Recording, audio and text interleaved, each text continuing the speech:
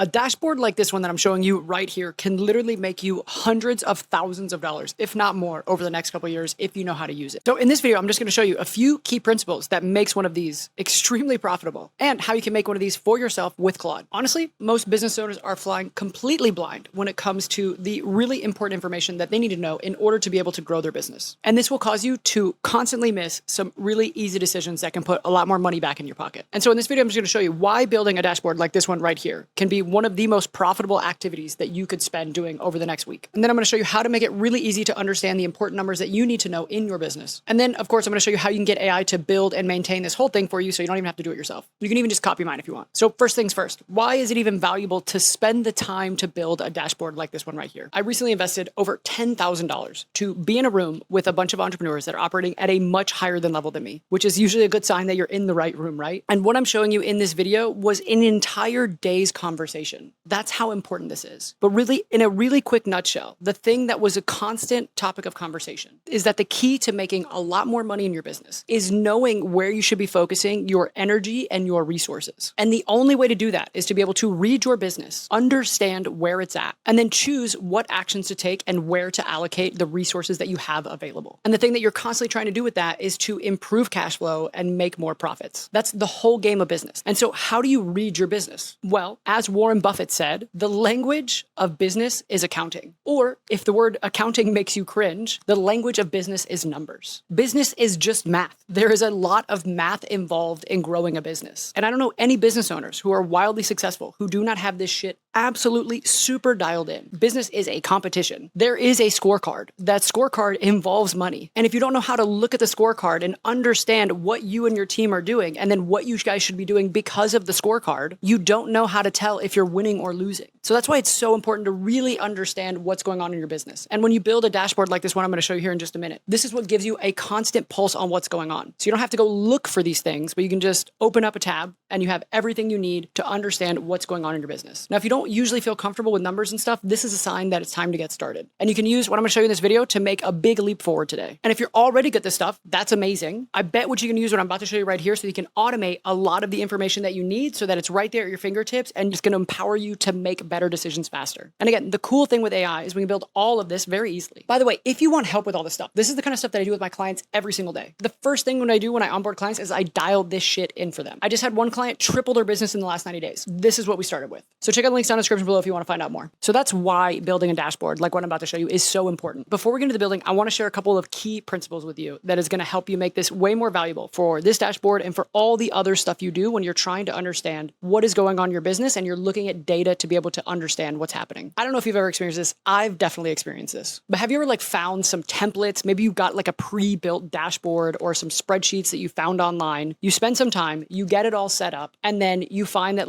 it's not even that useful. You don't even know what you're looking at. And then you use it for maybe a couple of days, maybe a week or two, and then you just drop it all together. I have done this with dashboards. I have done this with content systems. I have done with all kinds of stuff. And the problem is because it wasn't built for you. We're all drowning in data. We all have too much information available. And so one of the really important parts of all this is to make sure that you have exactly what you need at your fingertips, but nothing more. Every business is going to be different depending on where do you get your clients from? What type of business model do you have? What type of funnel are you using? Are you using multiple funnels? Do you have multiple sales reps? Are you selling one-time projects? Are you selling retainers? Are you selling both? All of that is going to change the information that you need at your fingertips, which is why it's so valuable to build one of these custom with AI instead of actually just going and getting a pre-built dashboard somewhere. And so the first principle you want to think about is you never want to have some kind of number or metric available on your dashboard just for the sake of numbers. Before you get into the numbers and when you're starting to prompt with your AI tool to build this out, don't think about what metrics you need. Think about what questions you are trying to answer. And you want to build your dashboard around answering those really important questions. Again, most people do this backwards, and that's why they end up never looking at it, is because there's not an intention behind the numbers. They're just numbers that people think are important. But if you will think about what are the questions that you constantly ask yourself about your business and the health of your business every day, every week, every month, every year, and then you start to work backwards from how can I make it really easy to answer those questions with just one or two numbers, you'll find that you come up with a really efficient and really valuable dashboard. And you can do this for for the health of your business, you can also do this in any department. You could do this for your marketing. You could do this for your sales. You could do this for your finance. You could do this for your operations. There's probably just a couple of key numbers that you could look at that would tell you how healthy it is against any one of these things. And the hard part is sifting through the thousands of different things that you could be putting on there and whittling it down to the 3 or 4 that you need to be able to answer that question. But that's the first big tip, is be able to think about questions you want to answer and not numbers you want to put on a dashboard. So some questions you might want to answer on your dashboard is like, what is your cash flow like?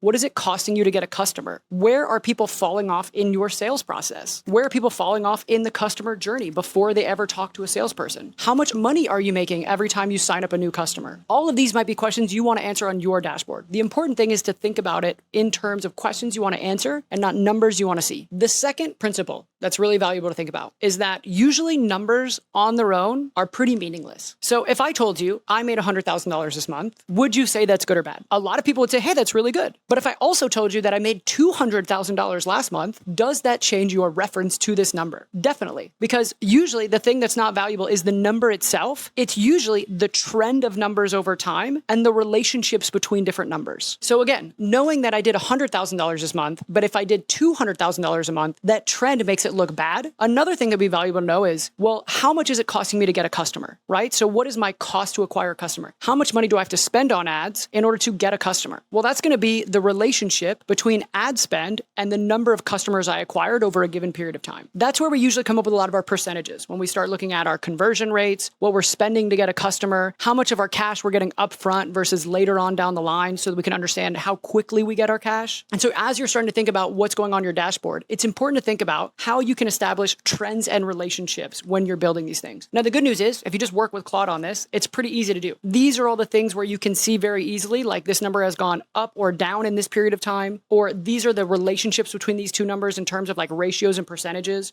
If you look down on my example down below, you'll see a bunch of them. But that's one thing that's just really valuable to understand, is that a piece of data by itself usually isn't that valuable. Usually what we want to look at is trends and relationships. And so the third one, that's just a really good principle to follow as you're going through this stuff, is when in doubt, just follow the customer journey and follow the money. So if you could map out every single step that it takes for someone to go from they've never heard you before to they are giving you money, those are probably the things that you want to be able to track. And if you look down in my example, down in the description, you're going to see I have every single step of the marketing funnel mapped out so I can see all of the trends and relationships for each step. And then once they get into the sales process and they're a sales lead, I have every single step mapped out as well. And that makes it really easy for me to follow the money, follow the customer journey, and start to see where are the bottlenecks and where am I underperforming or overperforming at every step. If your dashboard can show you those types of things, it's going to be genuinely really useful. Now, if you just understand these 3 principles alone, you're going to be further than half of the business owners out there who refuse to look at their numbers and then just don't even know what's really going on in your business. I'm telling you, if you can master this skill, you will absolutely dominate out there. Okay, so now let me show you step by step how to actually build this and the process that I use to get this dashboard up. And I've got an example of the exact dashboard I built down in the comments below. It's just the exact same one I built, but I changed out the data so you're not looking at my numbers, you're just looking at some general numbers. But you can grab that, you can use the link, you can screenshot it, you can feed it to your favorite LLM, you can use that as a great starting point. Now, I can't tell you exactly what you're going to need in your dashboard because, again, the questions you're trying to answer are going to be very different than me, depending on your business model, whether you have sales reps, you don't have sales reps, you have multiple sales reps, depending on what your pricing is, do you sell one time, do you sell retainers? All of that stuff is going to change what you want to see on the dashboard. But I'm going to walk you through the 3 steps that I use to build this because these are going to be the same regardless of what your business model is and with the numbers you need to look at. So the very first step, and this is what I find is the most important part, is building one source of truth for this dashboard to read. So what you're looking at right here, this example and the one that I've got down in the description, all this is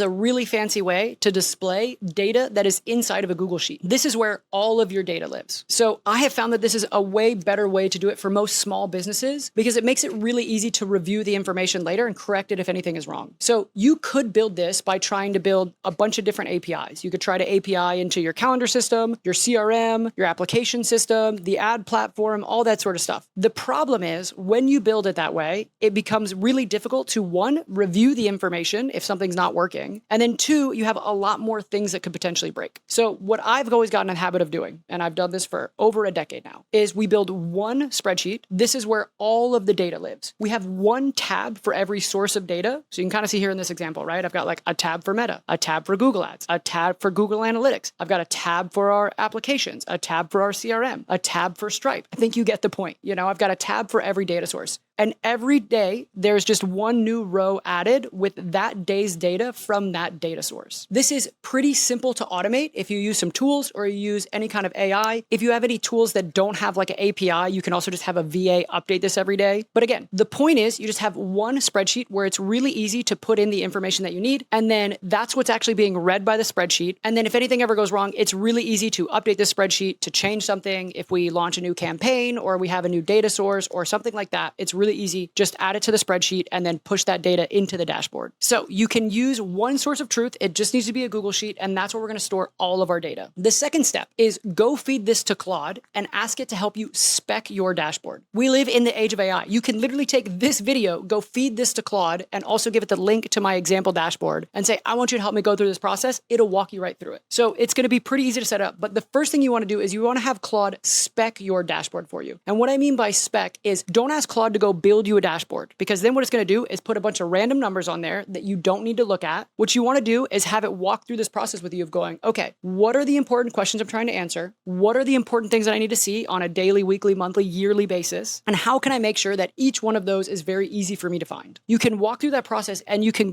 work with Claude to actually plan out what those things should be. Again, you're probably going to want to answer questions like, how is your cash flow looking? What does your customer journey look like? How healthy is your sales process? I also really love this tab that I built right here. That's like my little projections calculator. So this is looking at all of my data over the last 30 days. And then I just tell it how much money I want to make. And it works its way backwards to tell me how much money I need to spend on ads. So that's a really, really cool one. But this was me trying to answer the question of how much money should I be spending on ads right now in order to get to my goals? That's what you want to do first. And you can work with your favorite LLM to make it happen. I love Claude. I love using Victor. Those are two great ones. If you're using ChatGPT, I'm sure you can accomplish the same thing. Whatever tool you got, I'm sure you can do it. I would even just drop this video transcript in there with my example dashboard, and I'm sure your favorite LLM will walk you straight through it. The third stage is I use Claude Code to build this. So once I had the spec, I went to Claude Code and I asked Claude Code to actually build this out for me. That's what probably took the longest, because it took Claude Code maybe like an hour to actually build all this stuff out, asking me a couple of questions along the way, and then doing a little bit of troubleshooting to make sure everything worked and me asking to kind of move some stuff around and that sort of thing. So once this is all done, the way that this is actually displayed on the internet is Claude Code wrote all the code. It published that to a private GitHub repo. Again, you don't need to know what any of this stuff is. You just need to ask Claude Code to do it for you. But I have a private GitHub repo, and then we're using Vercel to actually display this data online. So again, Claude Code writes it. It pushes it to GitHub.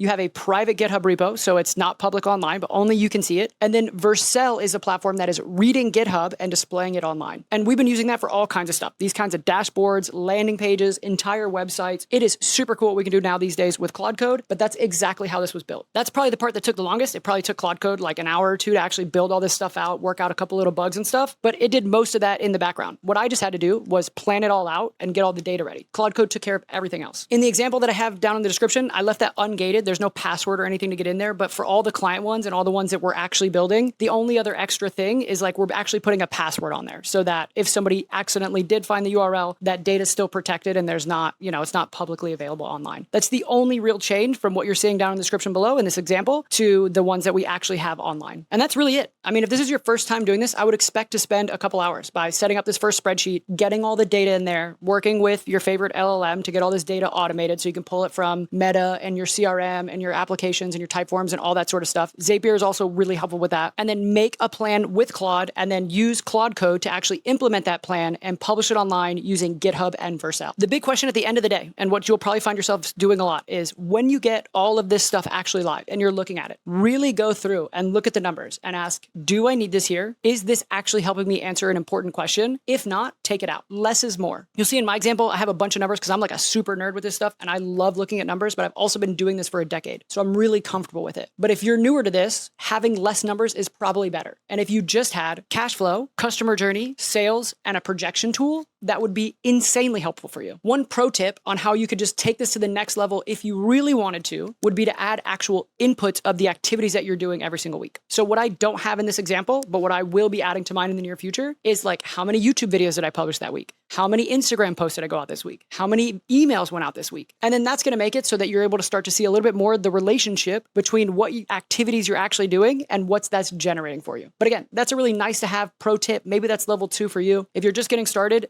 this is the basic one that you should do right now. And again, all that could be automated with Claude or your favorite LLM. Okay, so now you've got everything you need. You've got all the principles that you need in order to understand how you can go get this done. And then you have the 3-step process that you can use to actually go out and build this using your favorite AI tool, your favorite LLM. That's really it. Now, the most important thing you need to do is go do the activities that are going to make the numbers on this dashboard go up. Because if you're not consistently getting leads, it means you're not consistently getting clients and you're not consistently growing your business. So if you want to see the system that we're using right now in order to go out and attract new clients online, be sure to check out this video that's popping up right over here somewhere, because this video is going to break down the exact system that we're using right now. And this is absolutely crushing it for me and my clients. So that's it for this video. Thanks for tuning in. I really appreciate it. I hope you have a great day out there, and I hope to catch you in this video next.